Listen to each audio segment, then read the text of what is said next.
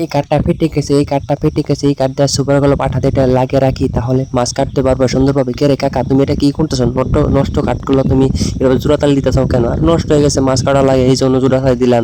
আরে তো আমি থাকতে তুমি জোড়াতালি দেওয়া চলবে? আমি হইতে পারে না, আমি তোমাকে তখন কাঠ বানিয়ে দিব, সমস্যা কি? এই দেখো কাঠ নষ্ট কত, বাড়িতে লগে লগে ফেটে গেল। দেখছো এই কাঠটা নষ্ট হয়ে গেছে, এই কাঠটা ভালো না, কাঠের সাইজটাই ভালো না। সত্যি বাবা, এই কাঠটা সাইজটা ভালো না, আমি দেখছি, কিন্তু টেকার অভাবে বানাতে পারিনি। আচ্ছা তুমি থাকো, আমি তোমার জন্য বানিয়ে দিচ্ছি ফ্রিতে।